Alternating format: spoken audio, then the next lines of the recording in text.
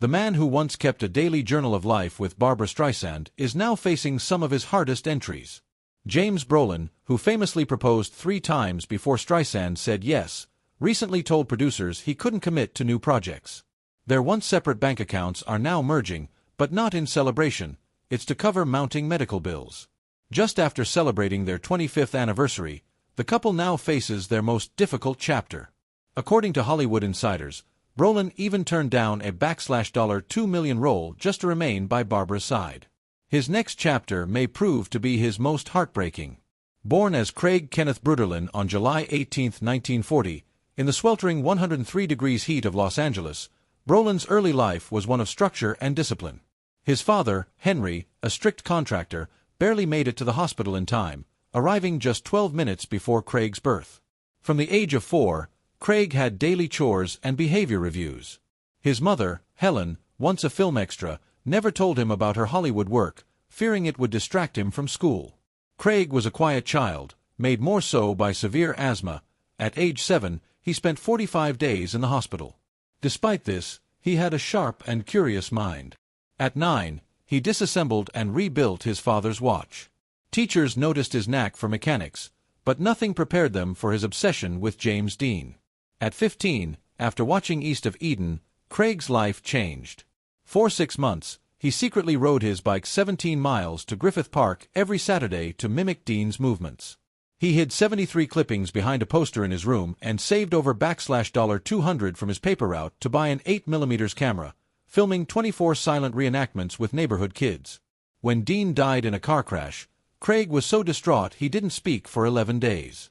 A drama teacher later found one of his films and sent it, without telling him, to UCLA, where it won honorable mention from Nicholas Ray, the director of Rebel Without a Cause. That moment cemented his dream of acting. In 1960, a studio told him to change his name. Brolin sounded too German, and they had data showing shorter, harder names got more recognition. Though he resisted, the studio prevailed. They gave him the name James, in honor of James Dean. His father didn't speak to him for over a year. His mother mailed relatives his new headshot to explain the change. For 214 nights, James couldn't sleep without pills. And after all that, studio execs criticized him for acting too much like Dean, the very thing they had encouraged. Brolin began getting small roles in the mid-1960s, including 3 different parts on the Batman TV series. He was homeless then, living out of a 1958 Chevy and showering at Fox Studios' gym. In 1967, he starred in The Cape Town Affair, a film he knew would flop. He sent memos about the weak script and cultural missteps, but no one listened. The movie bombed, and he was fired while visiting his mother in the hospital. Worse still, Fox demanded he return $11,400 of his salary. For 18 months, Brolin couldn't find work. He became a mechanic in Van Nuys, fixing cars for people unaware he had once been a rising star. Fate intervened when a Universal executive brought in his car for repairs and was impressed by Brolin's work ethic. That led to a screen test, and then to his breakthrough role as Dr. Stephen Kiley on Marcus Welby, M.D. The show ran from 1969 to 1976 and became a hit. Brolin played a young, motorcycle-riding doctor working alongside an older mentor. In 1970, he won an Emmy, followed by 2 Golden Globes. The show tackled serious issues like cancer, depression, and Alzheimer's. One controversial episode about homosexuality sparked protests, but Brolin remained committed to meaningful storytelling. In 1972, Brolin took a darker turn in Skyjacked, portraying a disturbed Vietnam vet who hijacks a plane. Critics praised his intense performance. The next year, he starred in the sci-fi thriller Westworld, playing a confident guest in a theme park filled with humanoid robots. His character's shocking death halfway through the film gave the story weight and helped make Westworld a genre classic. In 1979, he starred in the Amityville Horror. He wasn't sold on the script until his pants mysteriously fell off a chair while reading it, which he took as a supernatural sign. The film earned over $80 million, and Brolin's portrayal of a man unraveling under financial and familial pressure struck a chord. Behind the scenes, he clashed with co-star Margot Kidder, but the tension translated into powerful performances. In 1985, he showcased his comedic chops with a cameo in Pee-wee's Big Adventure, parodying himself as a suave secret agent. Around the same time, he landed a lead role on the TV drama Hotel, which ran for 5 years. As Peter McDermott, the smooth manager of a San Francisco luxury hotel, Brolin earned 2 Golden Globe nominations and even directed several episodes. It was also during this time that he met his future wife Jan Smithers, who guest-starred during a period when Brolin was going through a difficult divorce. Meanwhile, Barbra Streisand was carving her own path to stardom. Born in Brooklyn on April 24, 1942, Barbra lost her father when she was just 15 months old. Her family struggled financially and emotionally. Her stepfather was cold and abusive, once telling her he'd break her spirit. At 16, Barbra left home with no money, staying on couches, fire escapes, and in borrowed rooms.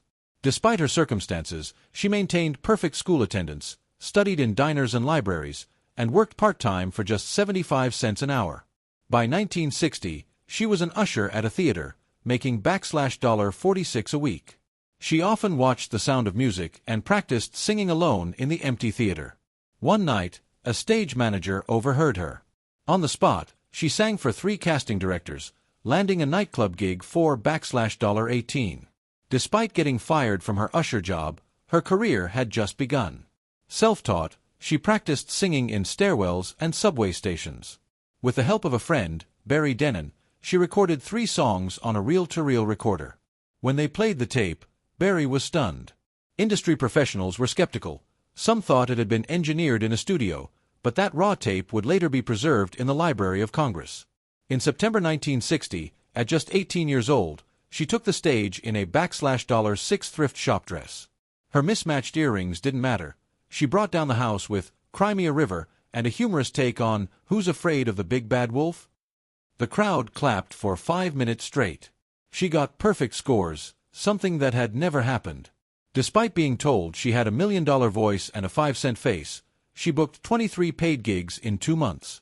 In 1961, she dropped the second A in her name to become Barbra.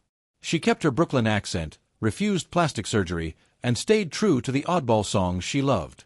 In 1962, she landed her first Broadway role in I Can Get It For You Wholesale, playing Miss Marmelstein. Despite a 103 degrees fever during auditions, she nailed it. The crowd made her repeat her big number 3 times on opening night. Though she was a supporting character, critics only talked about her. In 1963, she released her first album with Columbia Records. Though they printed only 10,000 copies, it sold 150,000 in 1 month and won a Grammy for Album of the Year, beating out Frank Sinatra. Barbra Streisand's influence continued to grow as her career progressed. Her early albums sold over 2 million copies, and decades later, one of them was added to the Grammy Hall of Fame. By 1972, she wanted more creative control and founded her own production company, Barwood Films. Her first project, Up the Sandbox, was an unconventional film about a bored housewife escaping into fantasies. Though it wasn't a commercial hit, critics praised its feminist message and bold storytelling. Roger Ebert compared her presence to that of Greta Garbo, noting how rare it was to see a female character who genuinely didn't care what others thought. In 1976, Streisand took another huge leap by both starring in and producing A Star Is Born. The film's signature love song, Evergreen, which she co-wrote, became a sensation. She made history as the first woman to win an Oscar for composing music. The song also earned a Grammy and Golden Globe, while her performance won her another Golden Globe and cemented Evergreen as one of her most iconic songs. That success came after fierce battles for creative autonomy, particularly with her directorial debut, Yentl, in 1983. It took her 15 years to get it made. 12 studios rejected it before one agreed to fund it with a $14.5 million budget. Streisand directed a mostly male crew of 168, many of whom bet she would fail.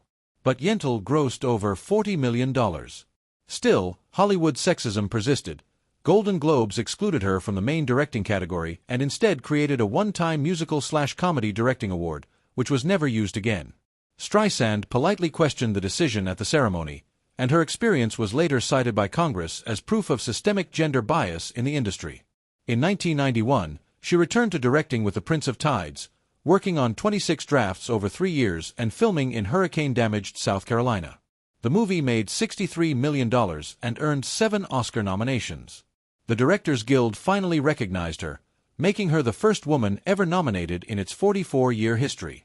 Yet the Academy still snubbed her for Best Director, sparking widespread criticism, especially after it was revealed that 94% of Oscar voters in that category were men. In 1995, she made more history by directing her own HBO concert special. It featured 11 cameras, 125 crew members, and 223 setups. Despite crippling stage fright from a 1967 concert where she forgot lyrics, keeping her off the stage for 27 years, she pulled it off. The show drew 26 million viewers, made $93 million, and earned her a Directors Guild Award for television directing, the first woman ever to win it. Behind the scenes, Streisand's personal life was complicated. She married actor Elliot Gould in 1963 and had a son, Jason, in 1966. She canceled a $1 million tour when she learned she was pregnant and loved being a mother, often bringing Jason to work. But the marriage fell apart as Gould struggled with gambling and drug use. Streisand feared the impact on their child. They separated in 1969 and divorced in 1971. Decades later, on July 1, 1996, Streisand met James Brolin on a blind date. Both were in their mid-50s, carrying the weight of failed relationships. She had been single since 1971, while he was reeling from a second divorce and $1.44 million in debt. The meeting almost didn't happen. Brolin had canceled twice before and was supposed to meet someone else that night, but changed his mind last minute. Nervous, he took a Valium. Streisand expected a rugged man with a beard and was surprised to find him clean-shaven for an acting role. Despite the awkward start, she immediately asked, "Who messed up your hair?" They talked for 6 hours. That night ended at 3:27 a.m., with Streisand asking for a lock of his hair, which she later framed with a handwritten note. She confessed later that just 17 minutes after meeting him, she knew he was different from the 28 blind dates she'd had over the past 3 years. Brolin proposed 3 times. The first was 87 days after they met, in a hot air balloon over Napa Valley, with a $250,000, 3.9-carat diamond ring. She said no. After a bad engagement in the past, she had a strict 2-year rule. His second attempt was on New Year's Eve in 1997 in front of 14 friends, accompanied by her favorite childhood song. Again, she declined. The third time, on March 15, 1998, during a picnic at her Malibu home, he gave her a 24-page letter with 98 reasons they belonged together. That time, she said yes. Unbeknownst to him, she had been secretly engaged to someone else when they met and broke it off after their 5th date. They married exactly 2 years after their first meeting, on July 1, 1998. The $1.4 million wedding took place at Streisand's Malibu estate, with tight security, 37 guards, a no-fly zone, and NDAs with $250,000 penalties. The ceremony began at 8:47 p.m., the exact time they first met, and featured 15,000 white roses and orchids flown in from 4 countries. Guests included Tom Hanks, Oprah Winfrey, the Clintons, and Marlon Brando. Streisand wore a gown with a 27-foot train, while Brolin donned an Armani suit with diamond cufflinks. She wrote a song for the ceremony, "I Finally Found You," performed by a children's choir from her foundation. At the reception, Brolin delivered a heartfelt 273-word speech at 11:43 p.m., which Streisand later framed. In it, he said, "Every night is a new adventure. Sleeping is a waste of time. I can't wait to see her again in the morning." After struggling with insomnia for 27 years, he said she was his cure. They had spent 642 nights together before the wedding, often reading poetry, doing crossword puzzles, and sharing memories only they knew. That night, Brolin also played a piano piece he had secretly learned called Barbara's Lullaby, humorously misspelling her name as an inside joke.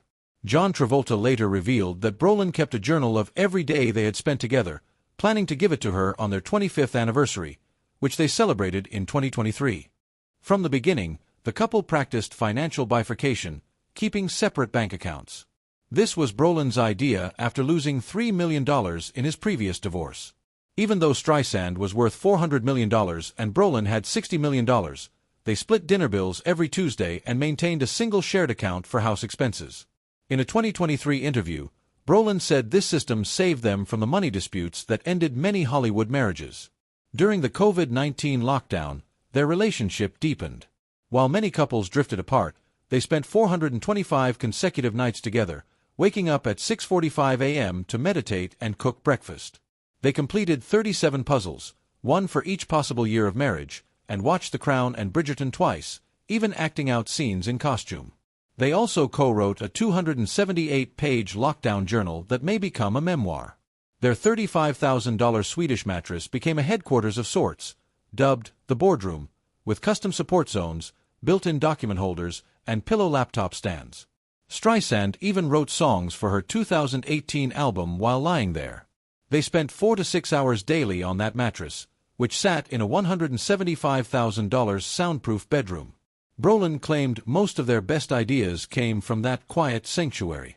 During arguments, they followed a structured routine: no phones, deep breaths every 30 steps, and walking in opposite directions on their 3.2-acre estate. After 17 minutes, they regrouped and wrote journal entries about their feelings. They used this method at least 217 times.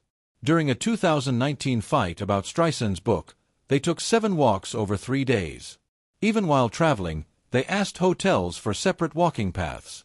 Streisand also remained deeply involved in advocacy, especially for women's heart health. She launched the Fight the Lady Killer campaign in 2014 after learning heart disease kills more women than all cancers combined. She funded a heart center at Cedars-Sinai and gave a powerful lecture at the National Institutes of Health in 2018, pushing for equal treatment. Her work helped reduce women's heart disease deaths from 1 in 3 to 1 in 4. She also spent 10 years writing her 970-page memoir, My Name is Barbara, released in 2023. Written entirely by hand, the memoir earned critical acclaim for its candor and storytelling. Jacqueline Kennedy had once urged her to write it, and Brolin joked that she probably wrote most of it in bed on their luxury mattress. As of 2025, Brolin is 83 and still working. He told People magazine, "I don't plan on stopping."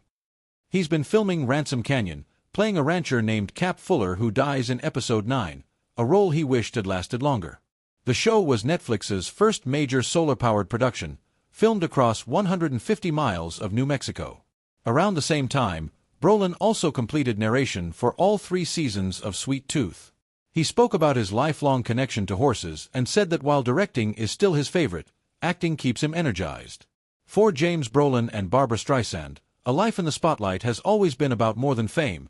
It's been about integrity, resilience, and love that endures.